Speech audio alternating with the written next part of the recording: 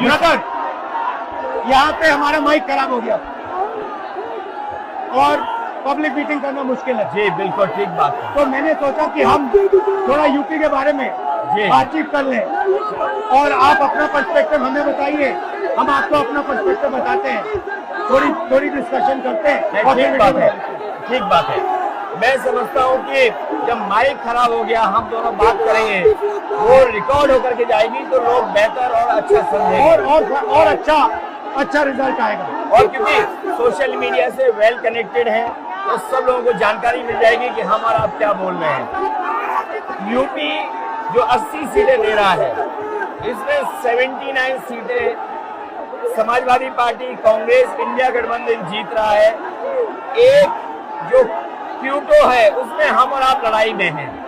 और इस बार क्यूटो नाम कैसे जापान वाला ही है ये क्यूटो, क्योंकि जो प्रधान सांसद हैं उन्हें सपना दिखाया था काशी के लोगों को कि दुनिया की सबसे बेहतर सिटी बनेगी क्यूटो।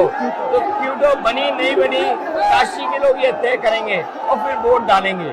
तो इस बार मन मर्जी नहीं चलनी है, मन की बात नहीं चलेगी, हमारे आपकी बात और 140 करोड़ लोगों की बात और संविधान की बात होगी। और आपने देखा, हम सब ने देखा कि यूपी को नरेंद्र मोदी जी ने बेरोजगारी का सेंटर बना दिया और इतनी बेरोजगारी की है। ये जितने बच्चे दिखाई दे रहे हैं, ये दिखाओ, वो लोग हैं दिखाओ जो अग्निवीर या पेपर लीक, जिसकी वजह से इन्हें नौकरी नहीं मिली है और ये सब रोजगार नौकरी चाहते हैं। बीजेपी ने जो झूठे सपने दिखाए थे इन्वेस्टमेंट मीट के, जो झूठा सपना दिखाया था डिफेंस एक्सपो का, जो सपने बेचे थे G20 में, लेकिन इन नौजवानों को न नौकरी मिली न रोजगार मिला, आज ये खाली हाथ हैं। तो इसलिए हमें और आप मिल के, जो आपने कहा, जो इंडिया गठबंधन कह रहा है कि 30 लाख बच्चों को नौकरी दी जाएगी, उस दिशा में हम लोग काम करेंगे। और पहली नौकरी पक्की स्कीम, जिसके माध्यम से हर ग्रेजुएट को नौकरी का अधिकार, बेहतरीन ट्रेनिंग और बैंक अकाउंट में 1 लाख रुपए साल के। आपने नोट किया कि मोदी जी खटाखट बोलने शुरू कर दिए। ये आपके खटाखट के बाद वो रटारट खटाखट कर रहे हैं। बिल्कुल। अच्छा, आप एक बात बताइए, मुझे क्यूरियोसिटी है, थोड़ा आप अपने पापा के बारे में मुझे बताइए जी। मुलायम सिंह यादव जी के बारे में बताइए। आपने उनसे क्या सीखा? नेताजी और उनके साथ के लोग बिल्कुल जमीनी राजनीति करते रहे। हालांकि नेताजी कुश्ती, पहलवान और गांव के थे। करते हो कुश्ती? नहीं, मैं कुश्ती नहीं कर पाया जीवन में, क्योंकि मैं मिलिट्री स्कूल में चला गया तो कुश्ती नहीं कर पाया। लेकिन नेताजी इसीलिए धरती पुत्र बोले गए कि वो जमीन की बात को समझते थे। धरती पर जो लोग हैं उनकी क्या भावना है, उसको लेकर के वो आगे बढ़ाना चाहते थे। और आपका इस क्षेत्र से और इस शहर से आज का लगाव नहीं है, न जाने कितने सालों पुराना लगाव है। जो इमोशनल कनेक्ट आपका इस शहर और शहर से है, वो शायद और किसी राजनीतिक परिवार का नहीं होगा। तो नेताजी से उनका हार्डवर्क और अपने लक्ष्य के लिए लगातार काम करते रहना, जो गैर बराबरी की लड़ाई डॉक्टर राम मनोहर लोहिया यहीं लड़े थे। हालांकि हमारी आपकी विचारधारा की यहाँ टकराव रहा, लेकिन हमारे व्यक्तिगत या जो सिद्धांत में कभी समझौता नहीं हुआ। सिद्धांत को लेकर के हमने आपके साथ खड़े हुए और कई बार खड़े हुए, और आपकी भी पार्टी सिद्धांत से बहुत करीब रही समाजवादियों के। बट मुझे लगता है कि अब एक नई तरीके की पार्टनरशिप बन रही है, क्योंकि जो इस बार हमारा कोऑपरेशन है, शायद पहले ऐसा कोऑपरेशन नहीं हुआ। मतलब बिल्कुल सब जुड़ गए। सबसे अच्छा ये है कि जितना उन्होंने कहा 2 लड़कों की जोड़ी, उतना युवा आपसे, हमसे, इंडिया गठबंधन से और जुड़ गया। तो ये नेचुरल अलायंस है, और नेचुरल अलायंस इसलिए लोग महसूस कर रहे हैं कि वो चाहते हैं कि नौकरी और रोजगार मिले, नौकरी और रोजगार मिले। तो ये बड़ी भावना है कि हमसे, आपसे ये यूथ कनेक्ट कर रहा है। सबसे सबसे बड़ी बात, महंगाई की चोट सबसे ज्यादा इन लड़कों को लगती है।